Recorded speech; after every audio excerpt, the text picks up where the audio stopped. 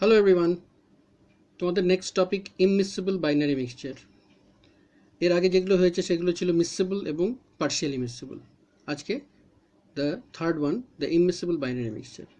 দুরকম লিকুইড আছে যারা পরস্পরের সাথে মিশ খায় না, যেমন ধরা যাক জল এবং তেল, জল এবং ইথার, পেট্রোল এবং জল, কার্বন টেট্রাক্লোরাইড জল, এগুলো পরস্পরের সাথে মেশে না।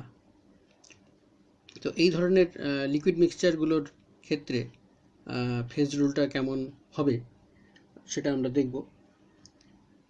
তো আমি একটা সিস্টেম দিয়ে শুরু করছি। দুটো ইমমিসিবল লিকুইড নিয়েছি। লিকুইড এ ধরা যাক জল, লিকুইড বি ধরা যাক ডাইইথাইল ইথার বা ইথার। তো 25 ডিগ্রি সেলসিয়াসে আরবিট্রারিলি তাদের ভেপার প্রেশার, এটা কিন্তু এক্স্যাক্ট নয়, এটা আরবিট্রারি, এটা আমি আমার মতো পছন্দ মতো একটা ভ্যালু দিচ্ছি। এটা ধরা যাক এত মিলিমিটার এইচজি, ঠিক আছে? এটাও তাই, জলটা ধরা যাক 200 মিলিমিটার এইচজি আর কার্বন ডাইইথাইল ইথারটা ধরা যাক 300 মিলিমিটার এইচজি। তো এমনি নর্মালি ইন্ডিভিজুয়ালি জলকে যদি আমরা 25 ডিগ্রি থেকে ক্রমশ উত্তপ্ত করি এবং ধীরে ধীরে 100 ডিগ্রিতে নিয়ে যাই, তাহলে এই প্রেশারটা যখন 760 মিলিমিটার এইচজিতে আসবে তখন কী হবে? জলটা ফুটতে শুরু করবে, তাই তো? আর এই ক্ষেত্রে এটাও যখন 760 মিলিমিটার এইচজিতে আসবে তখন এটাও বয়েল হতে শুরু করবে। কিন্তু কথা হচ্ছে যে এই 200 থেকে জার্নি শুরু করে 760 অবধি গিয়েছে, ফলে 25 থেকে তাকে 100 অবধি যেতে হয়েছে। এবার এই যদি একটু অ্যাডভান্স স্টেজ থেকে জার্নি শুরু করে, তাহলে অ্যাডভান্স স্টেজে জার্নি শেষ করবে। তো সেক্ষেত্রে হয়তো 100 একটু আগেই ধরা যাক, আরবিট্রারিলি, আমি এটাও আরবিট্রারিলি বলছি, 80 ডিগ্রি সেলসিয়াস এই উষ্ণতায় সে তার জার্নিটা শেষ করলো। তাহলে কি হলো? লিকুইড এ তার ভেপার প্রেশার 200 থেকে 760 এই পথ অতিক্রম করতে, অর্থাৎ 560 মিলিমিটার এইচজি এই পথ অতিক্রম করতে তাকে 100 ডিগ্রি অবধি যেতে হয়েছে। একে 460 মিলিমিটার এইচজি চাপ বাড়াতে হয়েছে। সেক্ষেত্রে 100-র আগেই সে পৌঁছে যাবে, ধরা যাক 80 ডিগ্রি সেলসিয়াসে সে পৌঁছে গেল, তাই তো? এখন কথা হচ্ছে যে এই দুটো লিকুইডকে যদি আমি মিশিয়ে দিই পরস্পরের সাথে, তাহলে কি হবে? লিকুইড দুটো মিশবে না। এখন লিকুইড দুটো যদি নাও বা মেশে, ভেপার দুটো তো মিশে যাবে। তাহলে in the vapor phase what would happen? The vapor of water would homogeneously mix up with the vapor of diethyl ether. In that case we shall calculate the overall vapor pressure of water and diethyl ether. তো ধরা যাক আমি জলের সাথে diethyl ইথারকে বা ইথারকে মিশিয়ে দিয়েছি মানে কি, তারা মেশেনি, কিন্তু ওপরের ভেপারটাকে কালেক্ট করে দেখলাম যে সেইখানে জলের পার্শিয়াল প্রেশার 200 আর ডাইইথাইল ইথারের পার্শিয়াল প্রেশার 300। তাহলে তো মোট পার্শিয়াল প্রেশার তো বেশ ভালোই হলো, 500 হয়ে গেল। তাহলে এবার 500 থেকে 760 যদি পৌঁছতে হয়, তাহলে কিন্তু জার্নিটা আরও সহজ হয়ে গেল, তাই না? সেখানে 60 মানে 80-র জায়গায় ধরা যাক সেটা 60-65, ধরা যাক আমি আরবিট্রারিলি বলছি 65 ডিগ্রি সেলসিয়াস, এই টেম্পারেচারেই সে 760-এ গিয়ে পৌঁছে গেল। তাহলে তো দারুণ ব্যাপার হলো একটা। মানে অ্যাটমসফিয়ারিক প্রেশারে আমি পৌঁছচ্ছি আমার নর্মাল বয়েলিং টেম্পারেচারের থেকে অনেক কম টেম্পারেচারে। অ্যাজ এ রেজাল্ট কী হচ্ছে? দুটো লিকুইডই বয়েল করতে আরম্ভ করছে। কারণ বয়েল করাটা তো কি, বয়েল করা মানে দুদিকে ভেপার প্রেশারটা সমান সমান, বাইরের বায়ুমণ্ডলীয় চাপ এবং ভেতরকার বাষ্পচাপ দুটো যদি সমান হয়, তার মানে তো লিকুইডটা লাফাতে শুরু করা মানেই তো বয়েল করা। তাহলে বয়েল করবে, তাহলে দুটোর ভেপারই হুড়মুড় করে বেরোতে শুরু করবে, মানে বয়েল করবে এবং সেগুলো বুদবুদ আকারে বেরিয়ে আসবে। এই যে ঘটনাটা ঘটছে, এই ঘটনাটার কিছু অ্যাডভান্টেজ আছে। কি সেই অ্যাডভান্টেজ? দেখা যাক। এর মোট দুটো অ্যাডভান্টেজ আছে। সেটা হলো কি, প্রথম advantage, we can calculate molecular weight of an unknown liquid. তবে হ্যাঁ, এই লিকুইডটা যার রেসপেক্টে করব, যে সেকেন্ড লিকুইড, তার সাথে তাকে ইমমিসিবল হতে হবে। ধরা যাক তোমাকে আমি একটা লিকুইড দিলাম যেটা জলে মেশে না, তো আমি স্টিম ডিস্টিলেশন করে, মানে একটা টার্ম আসবে স্টিম ডিস্টিলেশন, এই পদ্ধতিতে এই যে লো টেম্পারেচার ফোটানো এটাকে অ্যাকচুয়ালি স্টিম ডিস্টিলেশন বলে। তো সেটা করে আমি সেই লিকুইডটার মলিকুলার ওয়েট নির্ণয় করতে পারবো। আর দ্বিতীয়ত হচ্ছে কিছু কিছু সাবস্ট্যান্স আছে, সেটা একটা কিছু সাবস্ট্যান্স আছে যারা কিনা হাইলি বয়লিং, অর্থাৎ তাদের বয়লিং পয়েন্ট ভেরি হাই, সেটা সলিড ভোলাটাইল সাবস্ট্যান্স হতে পারে অথবা লিকুইড হতে পারে, যারা কিনা অতি উচ্চ তাপমাত্রায় যাদের বয়লিং হয় এবং সেই বয়লিং টেম্পারেচারের কাছাকাছি তাদের ডিকম্পোজিশন টেম্পারেচার, অর্থাৎ বয়লিং করার সময় তাদের ডিকম্পোজড হয়ে যাওয়ার সম্ভাবনা প্রবল। তো সেই সকল লিকুইডকে বা সাবস্ট্যান্সকে আমরা পিউরিফিকেশন যখন করতে যাব তখন তারা ডিকম্পোজড হয়ে যাবে, ফলে তাদেরকে অনেক কম টেম্পারেচারে আমরা বয়লিং করে তাদের পিউরিফিকেশন করতে পারি। তাহলে এই দুটো হচ্ছে অ্যাডভান্টেজ। তো এখান থেকে আমরা একটা নতুন টার্ম পাবো, সেটাকে বলা হচ্ছে স্টিম ডিস্টিলেশন। ওকে, দেখো এখানে আমি আরবিট্রারিলি দেখাতে পারছিলাম যে তোমাকে জল এবং ইথারকে একসাথেই 100 থেকে অনেক কম ডিগ্রি উষ্ণতায় আমরা বয়েল করতে পারছি, তাই তো? তো যেটা করা হয় সেটা হচ্ছে যে জলের একটা স্টিমের প্রবাহ এই সেকেন্ড লিকুইডটার ওপর দিয়ে চালানো হয়। জলের ভেপারটা কি হয়, একে সোয়াইপ আউট করে নিয়ে চলে যায়, এর ভেপারটাকে, অর্থাৎ একেও এভাপোরেট করিয়ে দেয়। যেটা হয় সেটা হচ্ছে দুজনের বাষ্পচাপটা নর্মাল অ্যাটমসফিয়ারিক প্রেশারের থেকে অনেক অনেক লো টেম্পারেচারেই পৌঁছে যায়। ফলে কি হয়, দুজনেই হাইলি ভোলাটাইল হয়ে যায়। হয়ে গিয়ে কি হয়, দুটো লিকুইডেরই প্রচুর পরিমাণে ভেপার বেরিয়ে আসে। অথবা আমরা যদি সিম্পলি জলের সাথেই বয়েল করি তাহলেও দুটো লিকুইডের প্রচুর পরিমাণ ভেপার বেরিয়ে আসবে। এই যে ঘটনাটা, এটাকেই বলা হচ্ছে স্টিম ডিস্টিলেশন। ওকে ফাইন, আমি স্টিম ডিস্টিলেশন ব্যাপারটা ডিটেলস একবার লিখে তোমাদের পড়ে শোনাচ্ছি। When two liquids are immiscible with each other, they behave independently when brought together. যখন তারা দুটো লিকুইড পরস্পরের সাথে মেশে না তখন তারা ইন্ডিপেন্ডেন্টলি বিহেভ করে, কারণ ওর যে যার নিজের মতো বাষ্পচাপ নিয়ে থাকে। এটা হচ্ছে ইন্ডিপেন্ডেন্ট বিহেভিয়ার, যেটা এখানে বলা হচ্ছে। Their vapour pressure will be independent of the amount of each liquid present, and it is the sum of vapor pressure of the individual pure components at a certain temperature. ঠিক আছে, তাহলে কী দাঁড়ালো, তাদের vapour প্রেশারগুলো কী হবে, individual যা ছিল তাই থাকবে, পিওর অবস্থাতেও যা, তাদেরকে মিশিয়ে দিলেও একই থাকবে, কিন্তু তাদের টোটাল ভেপার প্রেশারটা কী হবে সেটা এবার কাউন্টেবল হবে, অর্থাৎ সেই ভেপার প্রেশারের উপর ডিপেন্ড করেই ঠিক হবে যে সে বয়েল করবে না করবে না। So if temperature is raised, যদি উষ্ণতা বাড়ানো যায়, the vapor pressure of the two liquids also rise. তাহলে দুজনের সম্মিলিত বাষ্পচাপ কি হবে, বাড়বে, and simultaneously the total pressure also increases, অর্থাৎ এটাই সম্মিলিত চাপ।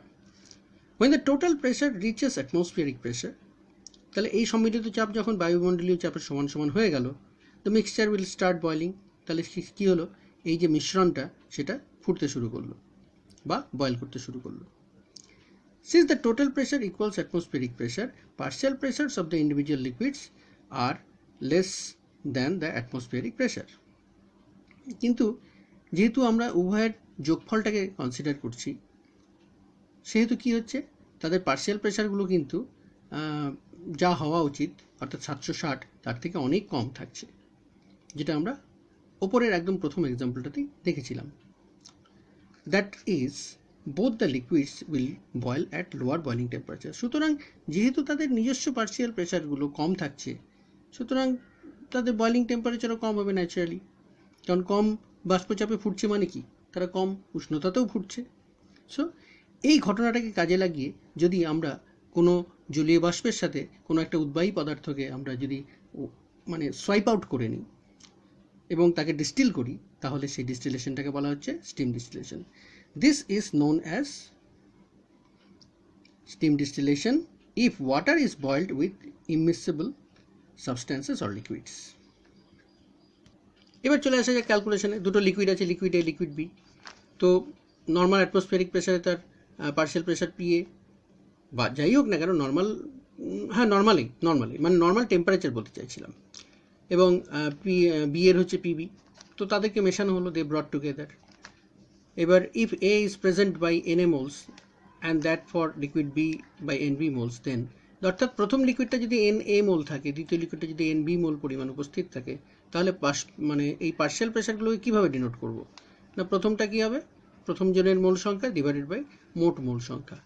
পিবি কী হবে, দ্বিতীয় জনের মোল সংখ্যা ডিভাইডেড বাই উভয়ের মোট মোল সংখ্যা, ঠিক আছে। whereas মোট চাপ কী হবে, পিএ প্লাস পিবি, এবং পিএ বাই পি মানেই হচ্ছে পার্শিয়াল প্রেশার, ঠিক আছে।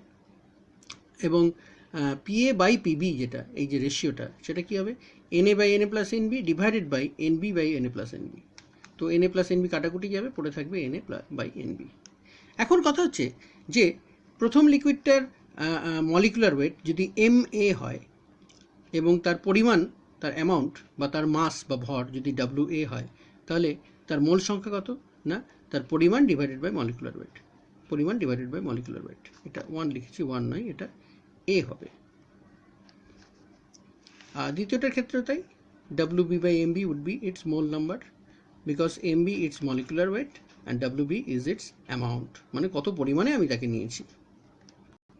এইবার আমরা কি করব না, PA by PB যেটা পেলাম সেটা লিখলাম, NA by NB লিখলাম। তো এবার N এর জায়গায় আমরা কি লিখব, WA by MA, R NB এর জায়গায় আমরা কি লিখব না, WB by MB, তাই লিখলাম। এটা বাই এটাকে রিঅ্যারেঞ্জ করলে যেটা দাঁড়ায় সেটা হচ্ছে যে MB সমান সমান PA by PB, W by WA into MA।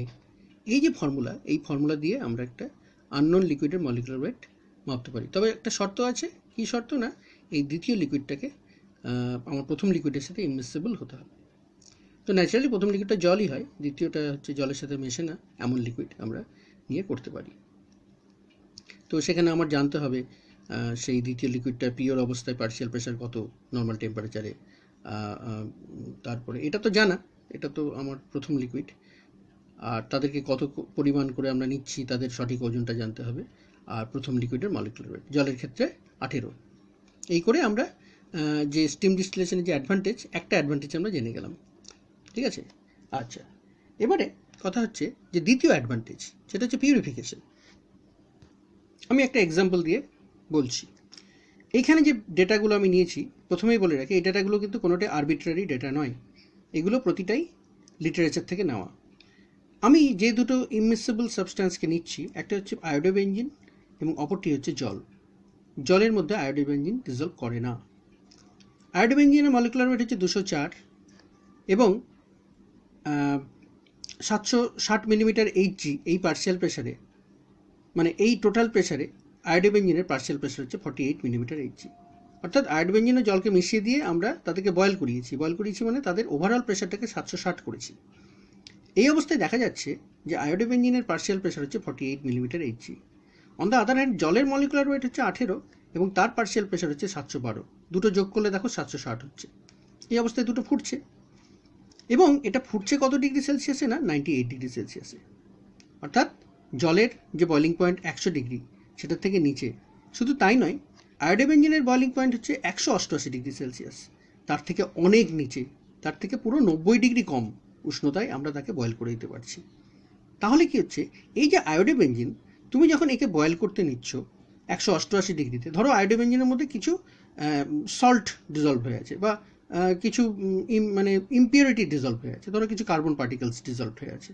তো কী করবে, তাকে তুমি এভাপোরেট করবে, করে আবার তাকে কন্ডেনসেশন করে বা ডিপোজিশন করবে, করে তাকে সলিড করবে, এই তো। তো যেটা কালেক্ট করবে ডিস্টিলেট হিসেবে, সেটাই পিওর আয়োডোবেনজিন। কিন্তু সেটা করতে গেলে যে অসুবিধাটা হবে সেটা হলো যে এই 188 ডিগ্রিতে তুলতে গিয়ে অনেক আয়োডোবেনজিন নষ্ট হয়ে যাবে, অর্থাৎ দে উইল ডিকম্পোজ। তোমরা এটা বাস্তব জীবনেও যখন মোম গলাও তখন কি হয় দেখেছো তো, মোম সলিড যখন গলাচ্ছ, তারপর গলানোর পর যে লিকুইডটা পাচ্ছ, পুরো লিকুইডটা কিন্তু পাচ্ছ না, অনেকটাই কিন্তু ডিকম্পোজ করে যাচ্ছে বা এভাপোরেট আউট হয়ে যাচ্ছে। তাহলে মানে কি বলবো, বয়েল করে তাকে আবার কন্ডেনসেশন করে আমরা যখন পিউরিফিকেশন করি কোনো একটা সাবস্ট্যান্সকে, এই অসুবিধাগুলো আছে। কিন্তু দেখো, আমি যদি তাকে স্টিমের সাথে ডিস্টিলেশন করি, দেখো 98 ডিগ্রিতে তারা বয়েল করে, আমি যদি 100তেও রাখি কোনো অসুবিধে নেই। অর্থাৎ 100 ডিগ্রির একটা স্টিমের প্রবাহ যদি আমি আয়োডোবেনজিনের উপর দিয়ে চালাই, by means of steam distillation, তাহলে তাদেরকে যখন কালেক্ট করব এবং কালেক্ট করার পর তাকে যখন কনডেনসেশন করব, তখন কি হবে, কনডেনসেশন হয়ে গেলে আবার জল ও আয়োডিক বেঞ্জিন পৃথক হয়ে যাবে। কিন্তু যে আয়োডিক বেঞ্জিনটা কালেক্ট করব সেটা হবে 100% পিওর, তার মধ্যে কোনো রকমের ইম্পিউরিটি থাকবে না। নট অনলি দ্যাট, আমি 188তে না করে 98 বা 100 ডিগ্রিতেই আমি তার পিউরিফিকেশন প্রসেসটাকে কমপ্লিট করছি উইদাউট এনি লস। কোনো রকম ডিকম্পোজিশন বা স্পয়লিং সেক্ষেত্রে হবে না। শুধু তাই নয়, তোমাদের মনে যদি প্রশ্ন আসে যে এই পদ্ধতিতে তো আমি খুব সামান্য পরিমাণ আয়োডিক বেঞ্জিন কালেক্ট করব, কারণ এটা তো খুব ভারী জিনিস, এর মলিকুলার ওয়েট 204, এর 18, তাহলে তো খুব অল্প পরিমাণে উঠে আসবে। মজার ব্যাপার হচ্ছে এখানেও দেখবে যে এর পরিমাণটা জলের পরিমাণের প্রায় সমান সমান হচ্ছে। কিভাবে সমান সমান হচ্ছে? এই যে সমীকরণটা দেখতে পাচ্ছ, এই সমীকরণটাকেই তাতেই আমরা এই ডেটাগুলো অ্যাপ্লাই করি। তাহলে দেখো W1 বাই W2 বা WA বাই WBটা কী হচ্ছে। এটাকে যদি আমরা একটু রিঅ্যারেঞ্জ করি, WB by WA equal to কী হয় সেটা দেখলে কি দেখব না, MB বাই MA, MAটা এদিকে নিচে চলে আসবে, আর এদিকে PA বাই PB আছে, এটাকে যদি উল্টো দিকে নিয়ে যায় তাহলে হয়ে যাবে PB বাই PA, অর্থাৎ WB বাই WA হবে MB by MA into PB by PA। তো আমরা এটা এখানে লিখেছি WB by WA equal to PB by PA into MB by MA। এবার ডেটাগুলো অ্যাপ্লাই করি, ডেটাগুলো পুট করি। তো partial pressure of iodic benzene 48, molecular weight of iodic benzene 204, partial pressure of water 712, molecular weight of water 18, এবং গুণ করলে দেখা যায় অ্যাপ্রক্সিমেটলি এই রেশিওটা হচ্ছে 7/9। অর্থাৎ আমি যদি 16 গ্রাম ডিস্টিলেট কালেক্ট করি তাতে 7 গ্রাম থাকবে আয়োডিক বেঞ্জিন আর 9 গ্রাম থাকবে জল। এটাই হচ্ছে মজার ব্যাপার। তো এই হলো আমাদের অ্যাডভান্টেজেস অফ স্টিম ডিস্টিলেশন। এবং তোমাদের গিয়ে এই যে ইমিসিবল লিকুইডস, এইটা এখানেই শেষ, এর বেশি আর কিচ্ছু নেই। আমাদের পরবর্তী টপিক হবে দুটো সলিড সাবস্ট্যান্সকে আমরা যখন মেল্টিং করে, যখন আমরা মানে দুটো লিকুইড সাবস্ট্যান্সকে আমরা যখন সলিড সাবস্ট্যান্সে কনডেনসেশন করব, তখন কি হবে। এটাও একটা বাইনারি মিক্সচার, কিন্তু এক্ষেত্রে সলিড এই গল্পটা চলে আসবে। তো এটা ওই মিসেবল লিকুইড বা ইমিসিবল লিকুইড বা পার্শিয়ালি মিসেবল লিকুইড সেই সিস্টেমের বাইরে। ওকে, আমি ওগুলো করেছিলাম বাইনারি লিকুইড মিক্সচার, এক্ষেত্রে আমরা চলে যাব এনি বাইনারি মিক্সচার। তো এটা আমাদের পরের টপিক থাকবে, পরের দিন পড়াবো। আজকে এইটুকুই থাক, থ্যাংক ইউ।